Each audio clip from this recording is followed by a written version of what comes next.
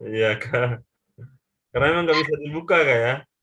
Nggak Asmat bisa. itu. Pertama kali saya tidak bisa, saya pertama kali masuk Wisma, saya pakai pampers selama 1 bulan. Wah, Itu pengalaman pengalaman saya. yang berharga, Kak, ya? Itu pengalaman yang tidak akan dilupakan itu. Iya, Kak. Oke, baik, Kak. Nah, ini, Kak. Oke, halo Sobat Sehat, selamat siang dan salam sehat untuk kita sekalian. Pada hari ini kita kedatangan tamu seorang perawat yang pada kesempatan ini beliau akan berbagi cerita dengan kita bagaimana perjalanannya mulai dari bekerja di rumah sakit umum daerah dan pada akhirnya beliau turut terlibat dalam kegiatan yang mulia, kegiatan sebagai relawan di Wisma Atlet. Seperti apa ceritanya? Tahan dulu. Izinkan saya untuk bisa membacakan CV singkat dari Kak Widya. Saya mohon izin untuk share screen.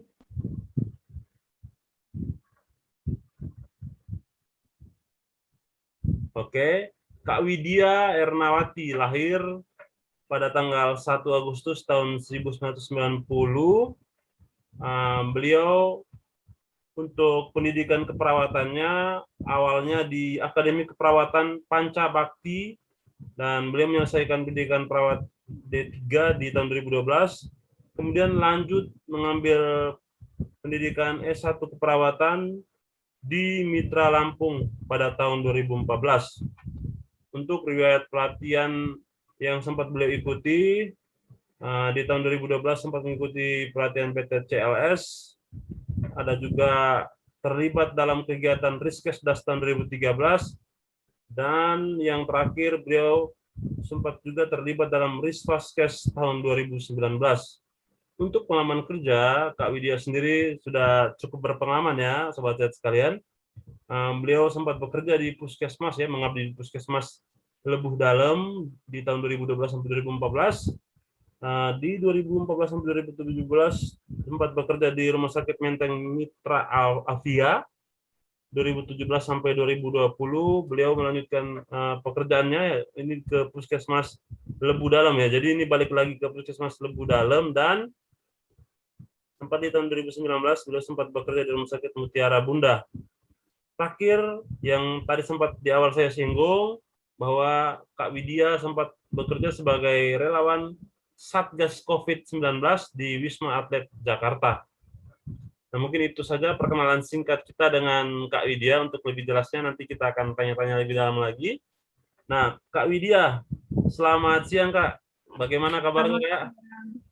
Alhamdulillah baik, Kak. Baik ya, Kak ya. Alhamdulillah.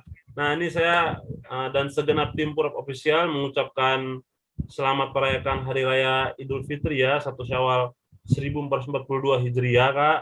Mohon maaf lahir dan batin ya. Semoga Kakak Sama-sama, Kak. ya Saya dan juga mohon keluarga maaf lahir batin. baik, diberikan selalu kesehatan, Kak ya. Nah, Kak Amin. Widya, setelah membaca CV singkat Kak Widya tadi, saya tertarik ingin tahu lebih dalam nih, bisakah Kak Widya menceritakan untuk karir keperawatan Kak Widya awalnya itu bekerjanya di mana aja? Mungkin tadi sudah kelihatan di CV singkatnya, tapi mungkin boleh ditegaskan lagi sama Kak Widya ya, mungkin menceritakan awal setelah lulus D3 dan S1 itu kerjanya di mana, kemudian kenapa Kak Widya pada akhirnya memilih untuk menjadi seorang relawan di Wisma Atlet gitu, Kak? Silakan, Kak. Oke. Untuk awalnya saya lulus tahun 2012. Setelah lulus itu saya langsung bekerja di Puskesmas Lubu Dalem sebagai tenaga sukarelawan. Selama di Puskesmas Lubu Dalem juga saya setelah itu saya lanjut kuliah, sambil sebagai tenaga sukarelawan di Lubu Dalem. Di tahun 2014 setelah saya lulus S1, saya lanjut lagi bekerja di Rumah Sakit Menteng Mitra Avia. Ya, Kak. Itu di tahun 2015. Kebetulan teman-teman saya ada yang bekerja di Jakarta, saya ditawarkan di sana. Ya. Jadi saya masukkan CV di sana. Setelah itu karena urusan keluarga, orang tua yang sudah makin tua menginginkan anaknya kembali. Kali ya, Kak. eh, Akhirnya saya kembali lagi ke Puskes Lebu Dalem sebagai TKS lagi, tenaga Ya, sukarela. tenaga kerja. Eh, Setelah itu karena ada penawaran untuk bekerja di dekat rumah di rumah sakit Mutiara Bunda, jadi saya sambil bekerja di situ eh, sebagai tenaga sukarela sama sebagai perawat di rumah sakit juga di rumah sakit Mutiara Bunda. Saya jadi sempat double job di situ. Oh, luar biasa. Setelah itu di tahun 2020 ada terjadinya pandemi ini Ya, di awal tahun kan. 2019, 2020. Saya awalnya penasaran dengan COVID itu seperti apa sih gitu kan. Ya, Oh, sepertinya mengerikan sekali. Terus juga dengar teman-teman di Jakarta eh, udah kehabisan tenaga dan perawatnya juga udah banyak yang tumbang. Saya awalnya penasaran aja dengan COVID itu apa.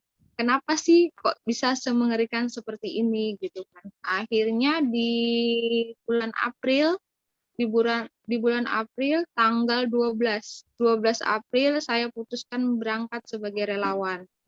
Sebagai relawan di Wisma Atlet, situ saya melakukan proses MCU dan lain-lain. Akhirnya saya ditugaskan itu di Wisma Atlet di tanggal 13.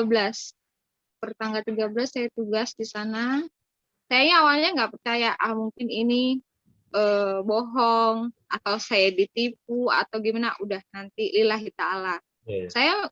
Saya tidak berpikir tentang insentif atau berpikir, saya tidak tahu awalnya ada insentif, ada dapat apa itu saya tidak tahu. Jadi saya memang lillahi ta'ala Ya, Kak. penasaran dengan COVID itu seperti apa sih gitu. Ingin tahu sih kondisi sebenarnya. Setelah saya putuskan berangkat, ternyata banyak juga teman-teman dari luar daerah yang berangkat. Ada yang dari Aceh, ada yang dari Palembang, ada yang dari Makassar. Semua satu Indonesia berkumpul di Wisma Atlet. Ternyata seru sih di situ. Kita akhirnya tahu cara menggunakan APD pun awalnya saya tidak tahu, otodidak. Lihat, Ya, kami diajarkan. Namanya juga awal-awal itu semuanya serba darurat.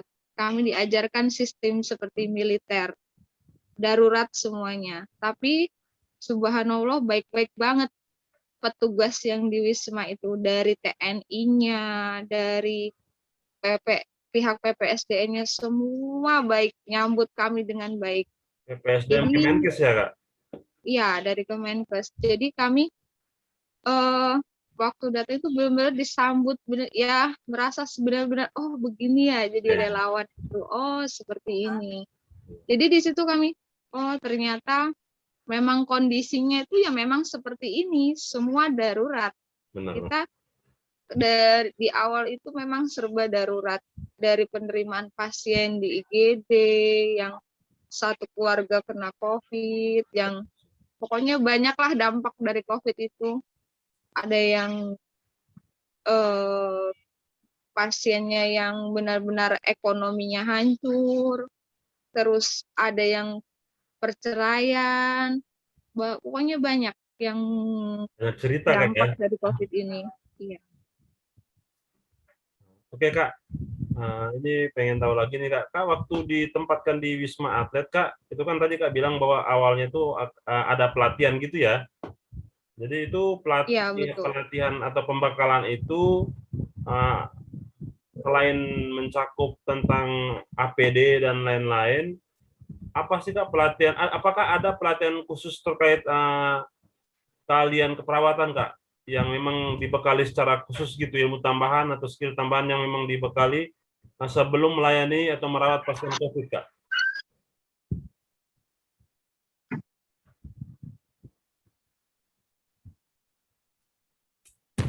Ada ilmu khususnya kita di situ. Kita diterangkan tentang apa sih si COVID ini, terus apa-apa aja yang harus kita lakukan, yang tidak kita lakukan.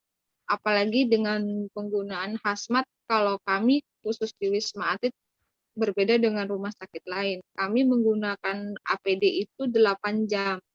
Jadi setelah 8 jam baru kami bisa hapusan. Itu cara penggunaannya, terus cara dekontaminasinya. Kalau kami kan benar-benar memang difasilitasi dari awal sampai akhir pun berbeda. Kalau kayak di rumah sakit lain kan mungkin awal-awal itu dekon hanya sekedar dekon aja, kayak saya cuma disemprot. Kalau kami ada memang khusus.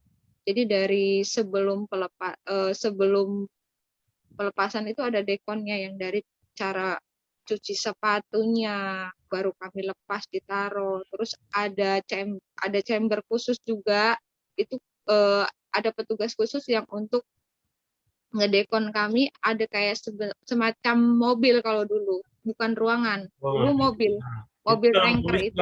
kakak dan teman-teman masih memakai APD gitu, baru dikontaminasi gitu. Iya, Oh, iya, kami didekon dulu sebelum pelepasan APD itu, kami didekon dulu. iya. Didekon APD-nya itu, sepatunya juga disikat dulu, kami didekon dulu. Setelah itu kami setelah didekon sepatunya, bajunya, APD-nya semuanya, baru kami pelepasan APD. Di situ kami pun dibantu sama petugasnya. Setelah itu, setelah pelepasan APD, kami dekon lagi. Terus Iya, Kak. ada ruangan khusus lagi untuk chamber yang pemanas itu. Iya. Kami disiapkan sabun, semuanya cuci muka. Dari pemakaian APD pun kami dibantu dengan tentara. Dibantu cara Iya, iya. pemasangan lakban agar tidak ada celah di muka itu, di masker, itu semua kami dibantu. Jadi Tangannya dilakban untuk juga, memastikan tidak ada handscoon-nya. celah gitu, Kak ya? Iya, Oh, semua dilakban. Jadi nggak ada celah sedikit pun yang masuk. baik. Oke, baik. Terima kasih Kak Widya. Kak Widya, waktu pas menjadi relawan di Wisma Atlet sendiri itu ditempatkan di unit mana, Kak? Apakah di unit perawatan atau di IGD-nya atau di bagian mananya, Kak? Bisa diceritakan, Kak? Kalau waktu awal di sprint pertama itu, waktu awal masuk saya sempat di IGD. Di IGD itu 4 hari. 4 hari di IGD, terus lanjut lagi kita rolling naik ke lantai, ke ruangan. Setelah itu di ruangan posisinya waktu pas bulan puasa di ruangan. Setelah di ruangan kita rolling lagi, terus di situ ada menjadi PJ, kayak penanggung jawab ruangan. Jadi saya kayak sensus pasien dari lantai 32 sampai dengan lantai dasar. Itu bersama Katim dan bersama ketua tim dan lainnya. Itu ketua timnya dari angkatan, dari TNI, ada juga yang ketua timnya yang dari Polri. Selanjutnya, sprint selanjutnya saya di rolling lagi, saya 1 bulan di IGD juga. Setelah itu, rolling lagi, saya ke lantai 17. Rolling lagi, bisa di mana yang kosong di situ saya berada. Oh iya, Kak.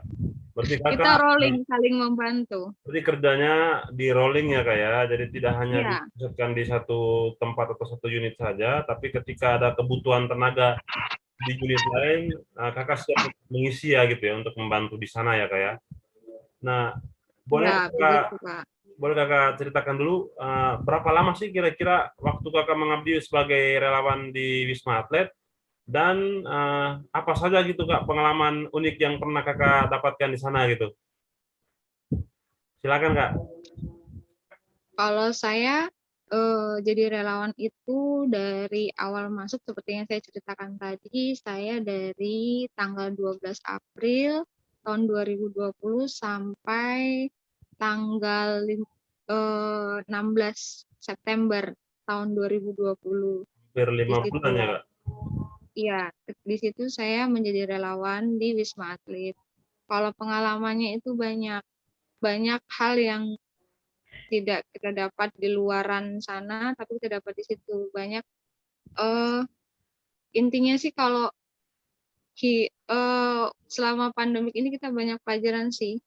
Banyak yang dulu kita pikirkan hanya mencari materi, mencari ini, tapi setelah pandemi ini materi itu bukan segala-galanya. Keluarga adalah Ya, hal yang terpenting. ya. Karena setelah pandemi ini banyak yang kehilangan keluarga, kehilangan materi, pekerjaan, semuanya. Terus dan ada juga yang melepas orang tuanya. Waktu awal pandemi ada yang dinyatakan positif itu mereka kayak orang yang terkonfirmasi ini adalah orang yang sangat hina, kayak penyakit yang sangat Tiga. menjijikan. Iya, diusir dari rumah, terus tidak diterima dengan lingkungannya. Saat dinyatakan negatif pun mereka tidak diterima. Sampai kita sudah memberikan surat pernyataan negatif, mereka tidak diterima. Bahkan masih diusir. RT RW-nya pun tidak terima. Itu yang terjadi di Jakarta. Banyak juga yang orang tua yang sudah lansia, anaknya tidak mau mengurus itu. Padahal dia itu sebetulnya butuh dukungan keluarga. Keluarga benar. Mau kita kasih obat seperti apapun, kalau imunnya turun, itu tidak akan mempercepat kesembuhannya karena kita tuh bermain di imun. Memang masih banyak yang nggak percaya apa sih itu COVID, apa sih ini.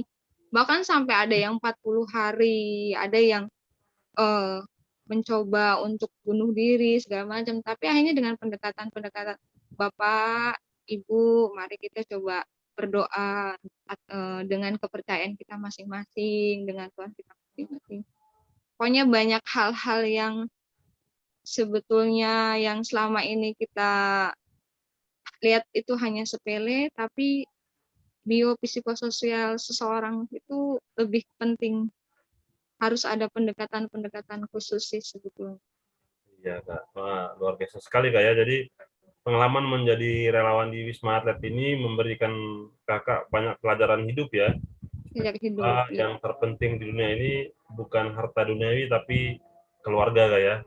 Iya, Ya, segala-galanya. Nah, tadi Kakak sempat singgung ya tentang imun tubuh bahwa itu imun sangat dipengaruhi dengan kondisi mental pasien juga ya. Ketika pasien mengalami stres, mungkin karena berbagai alasan, salah satunya karena tidak mendapatkan dukungan atau semangat dari keluarga terdekatnya, ini akan berpengaruh pada proses penyembuhannya, Kak ya. iya betul. Baik, Kak. Kakak tadi sampaikan bahwa Kakak sempat bertugas di IGD, Kak ya. Uh, Iya. ya, mohon Kak ceritanya atau gambarannya terkait suasana IGD Rumah Sakit Wisma Atlet itu seperti apa sih, Kak? Kan tadi rumah sakit Oh, darurat ya. Minta iya. tolong diceritakan, Kak. Kalau kalau awal awal COVID dulu itu kita memang sangat darurat. Jadi pasien itu datang dengan dia dari rumahnya, dengan dia rujukan dari puskesmas atau rujukan dari vaskes terdekat, itu dia bilang terkonfirmasi dengan COVID. Kalau dulu kan untuk PCR itu kan belum umum atau rapid antigen belum umum. Dulu dengan rapid antibody reaktif dia langsung dirujuk ke Wisma Atlet, atau memang ada gejala dia langsung dibawa ke Wisma Atlet. Kita di situ ada stand kayak pemeriksaan rapid, di depan ada pemeriksaan rapid antibody. Kalau dia reaktif, kita langsung masukkan ke ruang IGD, kita periksa, kita kaji, terus kita bekerja sama juga dengan dokter, ada dokter umum. Kalau untuk DPJP atau dokter spesialisnya, kita by phone. Dia pasti akan datang saat dia visit di ruangan, karena kita keterbatasan tenaga. Kalau untuk dokter spesialisnya, kita bekerja sama dengan Katim dokter dan Katim perawat di IGD. Itu pembagian tugas. Nah, kalau sudah pasien masuk, kita kaji, kita tensi, seperti biasa kita anamnesa, setelah itu kita lakukan, kalau diperintahkan untuk pengambilan darah, kita yang melakukan, karena kalau untuk di Wisma Atlet sendiri itu, analis itu terbatas. Jadi kalau untuk tim analis itu hanya melakukan pemeriksaan sampel darahnya saja. Jadi Jadi pengambilan untuk sampel perawat ya, Kak? pengambilan sampel perawat. pengambilan sampel darah perawat, tetap perawat yang mengambil. Jadi setelah itu kita kirim ke laboratorium. Kalau ada resep pengambilan obat kita yang ambil, semua perawat yang melakukan itu. Terus di depan IGD itu juga ada penerimaan paket dari keluarga pasien atau pasien sendiri, kayak seperti Gojek makanan atau apa. Itu juga yang mengatur perawat. Jadi nanti perawat ruangan, masing-masing ruangan itu ambil, turun ke bawah, ambilkan makannya, ambilkan paketnya, ambilkan semuanya. Jadi pasien itu benar-benar standby di kamar. Waktu belum masih awal-awal memang darurat. Tapi makin ke sini kita ada petugas sendiri kalau untuk pengambil makanan atau pengambilan paket itu ada petugasnya sendiri. Itu dari TNI. Itu tapi tetap menggunakan hazmat dari lantai 32 sampai lantai dasar. Tetap menggunakan hazmat. Semua yang di dalam itu mau cleaning service atau apapun tetap menggunakan hazmat. Oke, baik Kak Widya ya. Ini ceritanya sangat menarik sekali Kak ya. Nah, Kak Widya, kalau saya sendiri kebetulan profesinya sebagai seorang farmasis Kak ya, saya apoteker.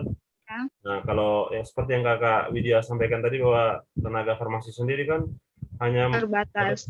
terbatas dan hanya sebatas menyiapkan obat Kak ya. Jadi Ya. banyak tugas ataupun fungsi untuk misalnya menyerahkan obat itu ke pasien, kemudian mengambil darah tadi misalnya untuk harusnya dilakukan oleh tenaga analis itu dilakukan oleh perawat Kak ya. Iya. Jadi pada waktu itu tugas dan tanggung jawab atau beban tugas dari perawat sendiri itu cukup berat Kak ya. Iya. Nah, boleh Kak berbagi ke sobat sehat sekalian bagaimana pada waktu itu Kak Widya mensiasati agar beban yang berat ini itu tidak menjadi pemicu stres gitu atau penghalang untuk Kakak bisa memberikan pelayanan terbaik. Silakan Kak. Lingkungan sih. Kita butuh teman sama lingkungan yang benar-benar membuat mensupport kita. Terus lebih mendekatkan diri lagi sih ke Tuhan. Selama di Wisma ada fase di mana namanya manusia itu nggak mungkin selamanya kita akan selalu bisa terlihat baik-baik saja. Pasti ada di mana kita fase di mana titik terendah. Itu terendah sekali, itu sudah kayak sudah tidak mampu, mau ditinggalin aja. Tapi dipikir-pikir lagi, gimana ya, kita udah sebagai tugasnya sebagai perawat tuh memang harus memperkuat diri sendiri sebelum memperkuat orang lain. Ya benar. Setelah dipikir, ini sudah tanggung jawab saya, ini sudah profesi saya. Kenapa saya harus bilang enggak, tidak mampu. Ya. Ini kan buat apa saya dulu bersumpah saat saya menjadi perawat. Kenapa saya harus meninggalkan ini? Tapi setelah dilihat lagi, kita lihat yang memperkuat diri saya itu adalah pasien. Pasien itu sendiri kuat, kenapa saya tidak kuat gitu loh. Iya, Kak. Jadi ya benar-benar lillahi ta'ala, ya udah minta kekuatannya dari Allah aja gitu. Sama dari lingkungan sih, dari teman-teman. Apalagi untuk lebaran kan kami memang lebaran di Wisma, puasa juga di Wisma, semuanya di Wisma. Jadi sudahlah. Itu bulan puasanya pas di Wisma Atlet ya Kak? Iya, di Wisma. Di Wisma Atlet pun pengalaman pertama saya menggunakan pampers selama 1 bulan. Iya Kak. Karena emang nggak bisa dibuka Kak ya? Nggak bisa. Pertama kali saya tidak bisa. Saya pertama kali masuk Wisma, saya pakai pampers selama 1 bulan. Itu pengalaman saya. Berharga Kak ya? Itu pengalaman yang tidak akan dilupakan itu. Iya Kak. Oke, baik Kak. Nah ini Kak, sebelum kita menutup acara kita pada siang hari ini Kak ya, kira-kira dari Kak Widya sendiri, harapan ataupun cita-cita kedepannya tuh dari segi pekerjaan, Kak Widya pengennya seperti apa dari pekerjaan dan pendidikan? Apakah ingin melanjutkan pendidikan lagi ke jenjang profesi atau S2, terus pekerjaannya itu target 2 tahun atau 5 tahun lagi itu seperti apa, Kak? Bisa diceritakan kepada sobat sehat sekalian, Kak? Silakan. Kalau saya sih harapannya ya, ceritanya dari dulu sih ingin lanjut lagi menjadi spesialis bedah atau saraf. Jadi kalau bisa sih untuk tahun depan atau dekat-dekat ini saya mau lanjut lagi profesi saya sebagai nurse-nya. Nah, Karena kan saya baru ambil S1. satu, betul. Dan kalau ada rezeki Nah, ingin ingin mengabulkan keinginan orang tua, ya. keterima di CPNS tahun Oke. ini atau Amin, tahun Kak. depan. Ya. Kalau ada rezekinya gitu sih. Nanti saya siap berbagi kisi-kisinya, Kak. Iya, Ya, alhamdulillah saya kemarin lulus CPNS tahun 2018, Kak, 2018 2019. Iya, boleh alhamdulillah. Kak Iya. berbagi ya Kak. Oke, Kak, berarti itu tadi ya cita-cita yang sangat mulia ya, membahagiakan orang tua, Kak. Nah, Iya. kira-kira apa sih pesan dari Kakak buat masyarakat di luar sana ya dalam kondisi seperti ini ya, masih banyak masyarakat yang mungkin belum percaya bahwa COVID ini benar-benar ada, Kak. Pesan dari Kakak buat masyarakat atau sobat sehat di luar sana seperti apa, Kak? Silakan, Kak.